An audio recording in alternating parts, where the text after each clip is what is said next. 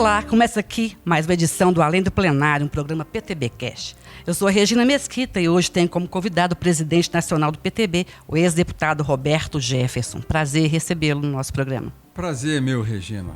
Minha antiga companheira de luta. De luta do PTB, né? De rádio e tudo mais. Companheira de luta. Deputado, a política ela entrou com muita veracidade em sua vida por causa da questão da família, né? O seu pai, o seu avô. O senhor entrou na política e já fez um descendente da política, a ex-deputada Cristiane Brasil. Eu queria saber como que o senhor percebe essa questão política dentro de você, um ser político, né? E como você trilhou esse caminho até chegar à política pública. Meu avô Ibrahim foi vereador pelo PTB na fundação, lá no município de Sapucaia, no interior do estado do Rio, que é a origem da minha família. Então, vovô, sendo vereador em 1945, foi vereador por um mandato. Papai depois deixou Sapucaia, a Vila de Anta, que é um distrito, é o segundo distrito do município, e foi morar em Petrópolis para estudar, onde conheceu minha mãe e constituiu família. E papai foi vereador 2 vezes pelo PTB. Meu pai foi vereador pelo PTB em 58 e 62. E nós nos habituamos de meninos, na casa de meu avô Ibrahim, na casa de papai, a conviver com os políticos. O senador Amaral Peixoto, o deputado Paiva Muniz, e aqueles velhos amigos, aquelas velhas lideranças do PTB, Roberto Silveira, Badiger Silveira, pessoas que eram ligadas ao PTB e faziam parte da vida do papai, Álvaro Fernandes. E nós ficávamos na sala, antigamente a vida era um pouco diferente do que é hoje. A criança mais ouvia do que falava. Você não era chamada a dar opinião. Então nós ficávamos ouvindo. E eu sempre me empolguei pela política. Tanto que quando veio a reconstrução do PTB, a Ivete Vargas e o Paiva Muniz, que se reencontraram, o Paiva foi reconstruir o PTB no estado do Rio, o papai foi procurado para refazer o PTB ali na nossa região, Petrópolis, Três Rios, Paraíba do Sul, Sapucaia, e Teresópolis. E o papai arregaçou manga na região do Vale do Paraíba, na região serrano-fluminense, para que nós pudéssemos disputar a construção do PTB com o PDT do Leonel Brizola. Mas em que fase da vida que o senhor estava nessa época que começa a reconstrução? 18, 19 anos, vamos dizer, eu sou de 53, isso foi em 1979, 80. Aí já fazia uma política estudantil? Naquela época eu era do MDB. No bipartidarismo, Arena MDB, eu era do MDB. E entrei no PTB para ajudar papai a construir o PTB. E nessa fase aí, depois passa um pouco, o senhor entra na questão, no curso de Direito, que é um curso também voltado para a questão da oratória, e esse curso também te abre essa possibilidade de fazer a política estudantil com mais expressão, né? E daí, há pouco, o senhor entra dentro da TV, chamando assim, reunindo assim todas as possibilidades para entrar também como político na vida pública. Eu fui trabalhar no Rio, saí de Petrópolis, onde eu morava, fui trabalhar na Quibom, no departamento de pessoal. Eu era da área de seleção e treinamento, depois fui da área de cargos e salários na Quibom, ali na Mangueira, no Rio de Janeiro. E fui estudar na Universidade Estácio de Sá, uma grande universidade, e ela tem um dos melhores cursos de Direito que há no Rio de Janeiro. E os meus professores no curso de Direito eram todos juízes, a maioria juízes e promotores. E eu tive um promotor, José Carlos Barbosa Neto, um professor que era juiz do 4º Tribunal do Júri. E eu falante, era logo representante de turma, e falou: Roberto, você não quer fazer um júri lá, simulado, um júri lá no 4º Tribunal? vou te apresentar o defensor público. Eu falei, eu gostaria. E aí eu comecei a fazer júris no 4º Tribunal do Júri. O defensor público era o Silvio Álvares da Cunha Filho, e eu comecei a fazer júris com ele. Antes de me formar, eu tinha mais de 40 júris feitos. Os meus colegas, para terem o carimbo na carteira de estagiário, iam às sessões do Tribunal do Júri para assistir aos júris que eu fazia em defesa daqueles acusados. Isso é importante para desenvolver oratória, falar em público, desinibir e tudo mais, expor ideias, né? A partir do momento que eu comecei no Tribunal do Júri, eu percebi que havia necessidade de aprimorar a maneira de falar. Eu era desinibido para falar, mas era extremamente ansioso para falar. Então as ideias atropelavam as palavras. Eu pensava rápido demais na ansiedade e muitas vezes eu perdia o fio da meada. Aí eu fui fazer fonoaudiologia com a professora Maria da Glória Boit-Miller e aprender a falar, a respirar, a descansar para falar entre uma oração e outra, a valorizar uma palavra, a vestir de emoção uma palavra, a dar colorido a um fato, não é?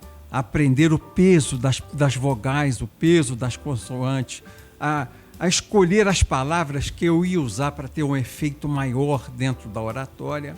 E esse treinamento que eu fiz com a fonoaudióloga, eu apliquei no Tribunal do Júri com um efeito muito forte, e depois isso me levou à televisão, onde essa linguagem popular, essa linguagem de síntese, a capacidade de sintetizar e de exprimir emoções, sentimentos, ideias, fatos. Eu conseguia fazer isso com poucas palavras e com as palavras quase certas. Isso acabou me levando à televisão.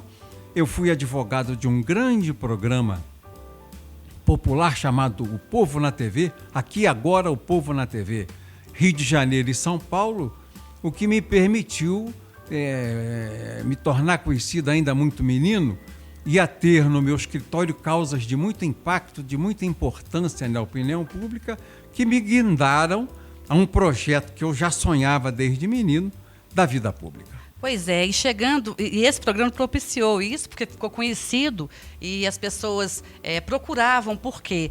Inclusive, o programa tinha um apelo popular, porque realmente ele atendia essas camadas. Isso, quando o senhor chegou à Câmara, o senhor levou isso, aprendendo a realidade do povo, o senhor levou isso para a Câmara. E a oratória também, foram duas coisas que eram bastante identificáveis lá. O senhor cumpriu 6 mandatos na Câmara, né? 6 mandatos de deputado federal no PTB, pelo PTB, meu único partido no exercício de mandato. O senhor deve ter conhecido figuras míticas, né, durante esse período. O senhor atravessou vários governos. Tem figuras que o senhor se lembra com maior ênfase, que tenha bebido a água da sabedoria com eles, por exemplo? Gastone Rigg, líder do PTB, Paiva Muniz, presidente nacional do PTB, Dr. Ulisses Guimarães. O senhor foi também constituinte, conviveu muito com o Dr. Ulisses. Senador Paulo Brossard, o deputado Nelson Marquesan, muita gente com quem eu convivi, Mário Covas. O que eles reuniam que trazem até hoje essa simpatia por esses nomes? A qualidade das ideias e um sentimento nacional muito forte. Eles não eram políticos preocupados apenas com o mandato, com a reeleição, com o interesse pessoal, mas eram políticos que pensavam partido, Estado e Brasil. Tinha um sentimento de cidadania, tinha um sentimento forte de construção de infraestrutura e economia do país e de proteção social. O senhor sente falta disso hoje? Sinto falta, mas eu vejo que a juventude já nos ultrapassou, e tem gente que está muito preparada, e tem gente muito qualificada e que tem muita resistência de saúde para aguentar esse tranco que começa às 8 horas da manhã e não tem hora para acabar no Congresso Nacional. Realmente a tarefa é árdua, né? É uma coisa curiosa, a injustiça que a imprensa faz com os políticos. Que o deputado começa às 8 horas da manhã e às vezes 3 horas da madrugada está votando. E a imprensa sempre faz questão de dizer que político não trabalha. É uma coisa muito ruim, mas não é verdade, político trabalha muito. É o horário que difere dos demais cidadãos brasileiros, né? É verdade, é verdade.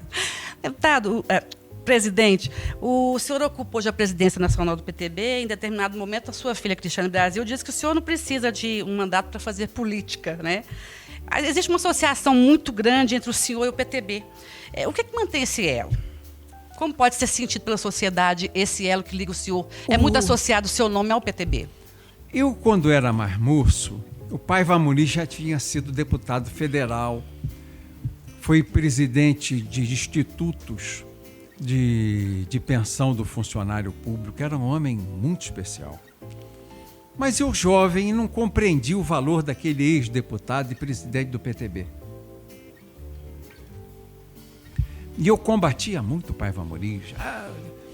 Esse coroa aí não tem nem mandato, é o presidente do PTB, tem que abrir espaço para quem tem mandato, essas coisas do jovem que se rebela às lideranças mais antigas. E ele, já doente, um dia me chamou para conversar, falou: Roberto, eu numa luta contra o Álvaro Fernandes, que era o presidente do PTB do Rio, e ele o presidente nacional. E ele falou assim para mim: Roberto, sabe o que me dá esperança que o PTB vai sobreviver? Eu falei: não sei. Ele falou: gente como você briga tanto pelo partido, você um dia vai ser dirigente partidário. Que eu tenho esperança que você leve adiante esse partido que nós conseguimos reconstruir com muito suor, com muito sacrifício. E isso me vincula ao partido, né? Porque desde menino eu fui criado com esse sentimento de liberdade econômica e proteção social. Meu avô era assim, meu avô era comerciante, o vovô Ibrahim. Tinha em Sapucaia uma loja que chamava Bazar Monte Líbano, ele era comerciante, ele vendia do botão ao feijão, vendia de tudo na loja. E o vovô tinha esse sentimento que você tem que ter estrutura econômica e ter a preocupação social, que era a preocupação de Getúlio Vargas. Getúlio construiu a infraestrutura econômica do Brasil, fez a Revolução Industrial e, ao mesmo tempo, quando fez a Revolução Industrial, já olhando o exemplo passado da Revolução Industrial na Europa e na América, ele construiu a proteção social com a CLT e depois com a Previdência Social. Então isso, falou, o PTB, eu gosto disso, é uma coisa com a qual eu me identifico. Eu fiz a militância política, presidi o PTB do meu município por muito tempo, depois presidi o PTB do Estado do Rio por muito tempo, depois presidi o PTB nacional. Quer dizer, eu sempre fiz política ao lado da legenda. Eu não sou um político que faz política apartado da legenda. Eu sempre fiz política construindo o partido. Não era só o meu mandato, era o meu mandato e a vida do partido, sempre fazendo o PTB.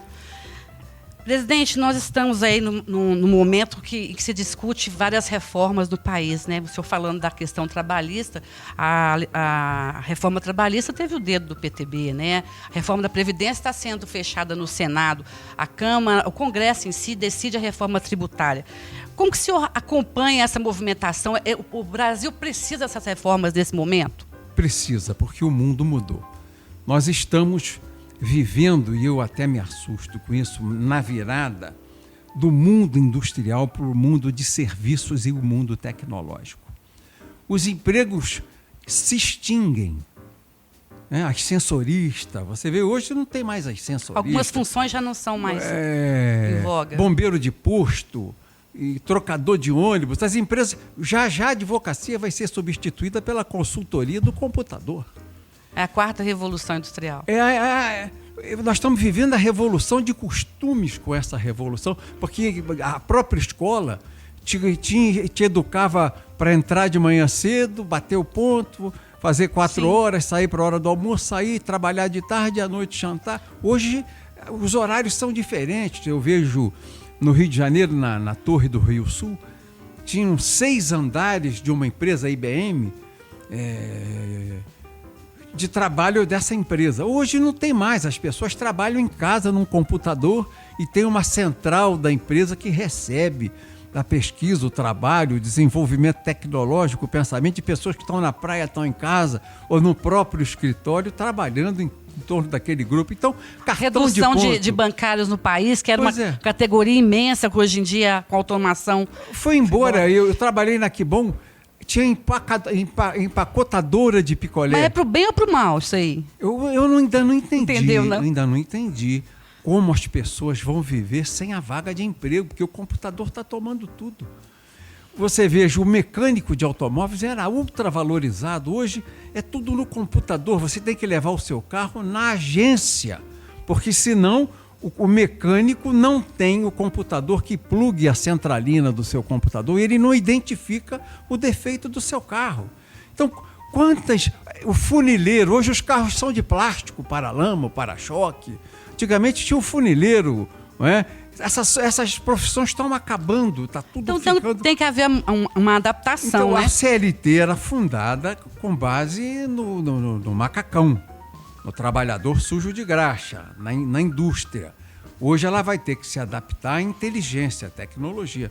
E o mundo evolui. Então você tem que fazer a reforma trabalhista para adequar o trabalho e a maneira de trabalhar, o trabalho intelectual. E ainda não penalizar o trabalhador, né? São questões dificílimas de ser resolvidas. E desonerar custo, que com a informação cada vez mais a competição é maior. Então, ou você desonera o custo do trabalho sobre a folha de salários, ou você não consegue fazer com que a empresa pequena e média, que são responsáveis por 80% das vagas de trabalho, continue a dar emprego às pessoas. Porque os grandes, as empresas que lucram muito, elas têm um faturamento tecnológico e pouca mão de obra. E as empresas que dão muito emprego, são punidas na folha de salário e vêm as empresas que têm um faturamento enorme seguindo, enricando, acumulando, e quem dá trabalho é punido por um custo excessivo sobre a folha de trabalho.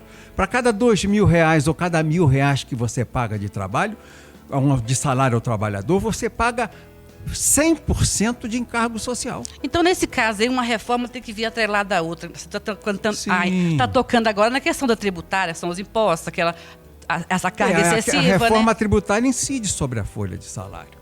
Então é bom que você...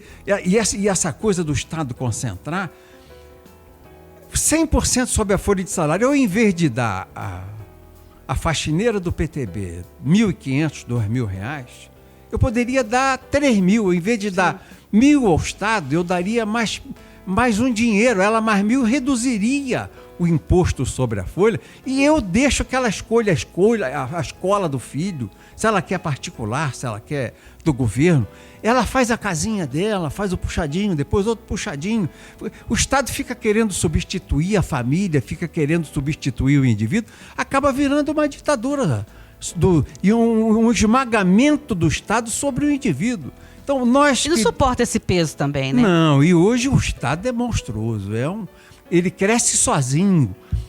Esses privilégios da burocracia, cada dia eles têm aumento, triênio, biênio, quinquênio, anuênio e decênio, e cada dia a folha sobe acima da inflação, mas quem paga é o imposto. E o imposto não é do governo, o imposto é do cidadão. Não existe governo com dinheiro, quem paga é você.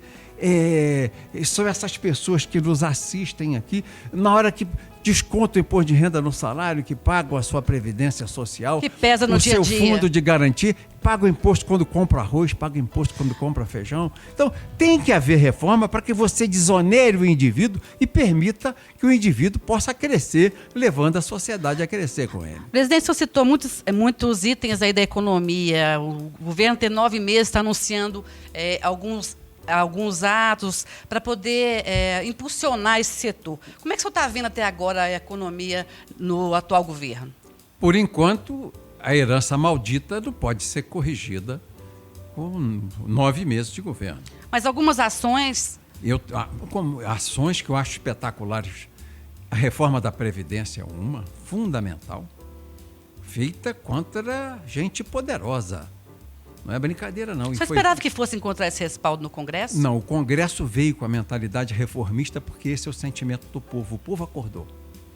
Então, o Congresso bem representou um sentimento popular. Foi feita a reforma da Previdência, vem aí a reforma tributária, eu não tenho dúvida, e a economia do país vai crescer. Vai crescer, apesar do presidente brigar muito, e eu entendo que ele é fiel ao discurso dele, à base que o elegeu, mas o discurso que tensiona é ruim. Eu penso que o chefe do executivo deve agregar, não separar. Quanto mais agregar, mais ele supera as dificuldades de governar. Se eu quero governar e fico, às vezes, atingindo um segmento, atingindo outro segmento, eu vou gerando bolsões de resistências irracionais, mesmo que eu esteja certo. Na minha ação administrativa, eu gerei um bolsão irracional de resistência política contra mim. Então, quanto menos dificuldade você colocar na tua caminhada da vida, quanto menos gente para te dar pontapé, quanto menos inimigos você fizer, melhor para você conquistar seus objetivos. É porque, às vezes, não está se contendo e ele consegue... ele está tendo resistência dentro de casa e no mundo também. Questão climática, questão... Eu ia perguntar isso para o senhor em relação às ações do presidente, o que ele vem falando, as expressões que ele tem tendo, como isso está repercutindo no mundo e no país. Ele é uma liderança transformadora, mas de transformação radical sem ser revolucionária. Ele tem um discurso revolucionário, mas vive uma vida democrática. Esse é o conflito. Se fosse uma ditadura, seria mais fácil para que ele fizesse isso de forma imperial, pela força da burduna. Mas ele tem uma conduta revolucionária e a resistência de ideias que são plurais, de organismos que são plurais, de políticos que são plurais. Por isso as tensões estão muito acesas. Se você vive na pluralidade, o ideal é que você reduza o ímpeto e procure acomodar mais em um discurso que seja mais bem aceito pela maioria das pessoas. O tempo ensina isso ou isso é característica enraizada? Ele já está velho, né? Já está velho. Eu estou com 66, o presidente Bolsonaro é com 63 ou 64, né? Ele já está velho, ele foi meu liderado. Eu era líder do PTB, sim, ele era meu liderado. Integrou o partido. Ele sempre foi revolucionário. Ninguém lidera o Bolsonaro, ele não respeita a liderança, ele é ele mesmo. Tudo que a gente decidia na liderança do PTB, ele não concordava e fazia da maneira dele. Ele é assim mesmo, ele não vai mudar, ele vai continuar levando assim. Presidente, o senhor falou muito em renovação, falou em questão do PTB, a bancada foi totalmente renovada, né? O que antes era uma expectativa, hoje é uma realidade. Como é que o senhor vê a bancada hoje? Ela foi remoçada. Não sei se foi renovada, porque os filhos sucederam o pai na bancada do PTB, bom, né? Um grande número ali é de filhos que sucederam o pai nas suas lideranças, como eu, né? Vim de uma família política e continuei adiante levando o projeto da família de meu pai e de meu avô. Eu vejo com muito bons olhos, gosto muito da atuação da nossa bancada e vejo no líder Pedro Lucas um grande líder. O pai Pedro Fernandes sempre foi um agregador, um homem bom, um grande político do Maranhão, e o Pedro Lucas não fugiu da regra, não fugiu do ditado. Fruto bom não cai longe do pé. É o primeiro mandato e já encarando uma liderança de um partido onde tem que ter decisões firmes, decisões rápidas, né? No plenário e tudo mais, o trabalho mesmo do Congresso. Ele possuía uma experiência política. Foi vereador na capital, em São Luís. Primeiro mandato na Câmara Federal. Foi secretário de Estado e chega à Câmara ouvindo o pai conversar, trocando ideias com o pai. E é um líder assim, agregador, sereno, sensato. Vai indo muito bem. O PTB já trabalha as eleições do próximo ano. Que cara que o PTB vai chegar para o eleitor no próximo ano, presidente? Municipalismo. Nós defendemos a reforma tributária, mas com a preocupação de fortalecer o município. A vida se dá no município, não se dá em Brasília. Brasília não pode ser a ditadora do Brasil. Você não pode se libertar do jugo das pressões dos ideais mais revolucionários, mais violentos, mais ditatoriais, e cair na mão da ditadura da burocracia. Brasília é uma grande ditadura de burocracia, uma hiperconcentração de recursos que faz dos prefeitos mendigos. O pires na mão sempre. Eu moro no Hotel Nacional aqui em Brasília. Toda noite eu encontro 3, 4 prefeitos que vêm falar comigo. E a queixa é a mesma? E a queixa Falta de mesmo, recurso. falta de recurso. Então, você tem que permitir que o município viva sem receber o favor do governo federal, porque o governo federal vai buscar o dinheiro onde? No município. A vida é vivida no município. A família, a igreja, a escola. Concentra muita renda a na indústria. União. Aí a União capta esses recursos todos e se concentra aqui em Brasília, em prejuízo dos outros 5.565 municípios. Então isso tem que ser mudado. Nesse momento que nós estamos com foco na reforma trabalhista, vamos fortalecer o município, porque é ali que se dá vida. É ali que você nasce, é ali que você conhece o amor, é ali que você aprende o civismo, é ali que você ama a sua escola, ama a sua família, ama a sua igreja, ama a sua rua, Ali ama o seu bairro. Faz sua vida, né? Faz sua vida. Depois você vem para Brasília. Mas você nasceu na sua cidade, você não é cidadão de Brasília, você é o cidadão da sua cidade. A gente falando em eleição, que sempre se especula a possibilidade do seu retorno a disputar um cargo eletivo. Isso fica mesmo no campo da especulação ou já tem alguma coisa ventilando aí sobre Hoje isso? a prioridade para mim é a Cristiane. Não é? Se a Cristiane é a candidata, ela será a minha candidata. Eu sempre digo, no PTB não há quem seja insubstituível.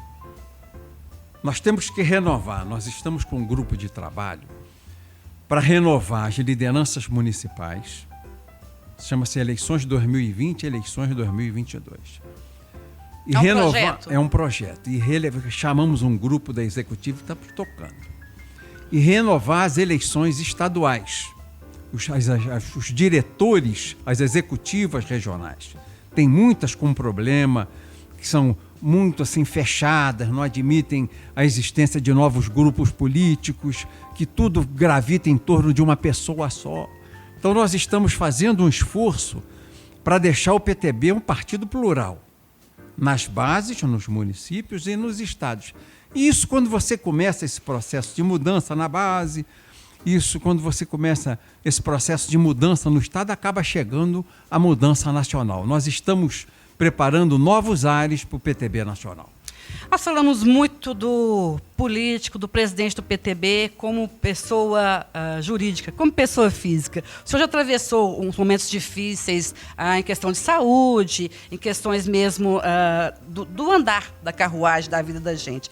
O senhor teve que virar a chave em relação à sua saúde. O senhor era agora é outro, para a questão de alimentação e essas coisas que o paciente tem que seguir, né?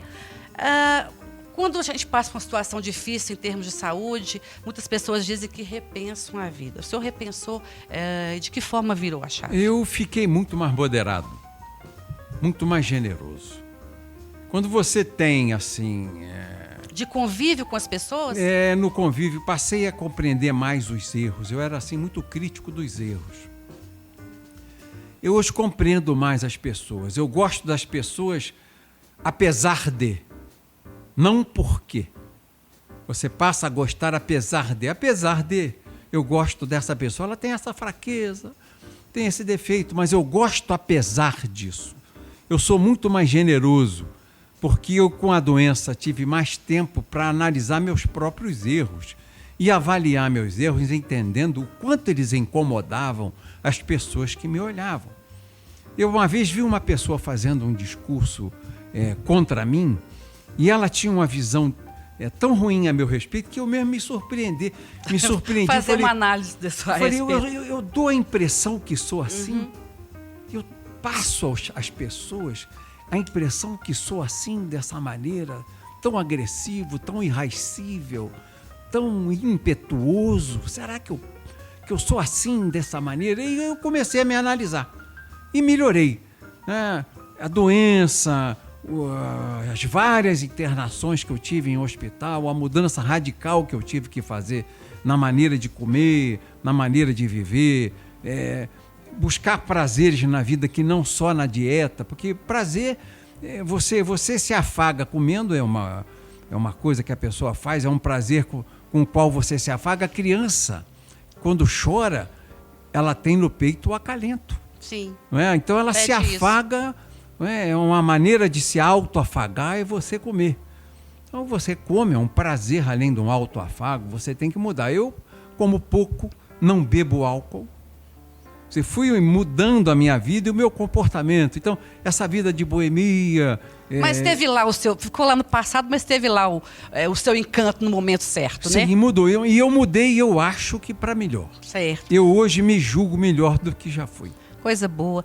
Gravou até disco, escreveu livro, são outras facetas que essa calmaria, essa paciência lhe deu a oportunidade de fazer. Aprender... Eu sabia como colocar a palavra. Hoje eu sei colocar o tom. Que coisa boa de cantar. E a nota musical para completar a frase. Presidente, o escritor mineiro João Guimarães Rosa tem uma frase que diz o seguinte: o correr da vida embrulha tudo. A vida é assim. Esquenta e esfria. Aperta e daí afrouxa. Sossega e depois desinquieta. O que ela quer da gente é coragem. Alguma identificação? Total. A vida é assim. É uma roda gigante. Você ora está por cima, ora está por baixo. Ora a vida afrouxa para você, ora ela aperta você. O importante é não desistir. Uma coisa eu tive de herança, de legado. Herança, olha o peso da palavra. Herança tem uma conotação econômica, sucessória material. O legado é espiritual, é filosófico, é humano. Então eu tenho um legado na família de nunca reclamar. Eu nunca ouvi meu avô reclamar, por mais difícil fosse a vida.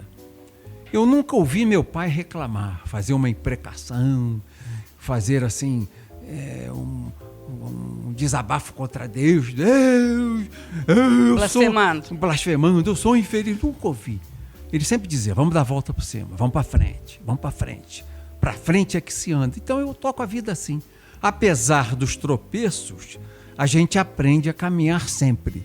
E você se supera quando caminha na dificuldade. É isso aí que eu aprendi. A superação faz parte de você não ficar reclamando e persistir e prosseguir lutando.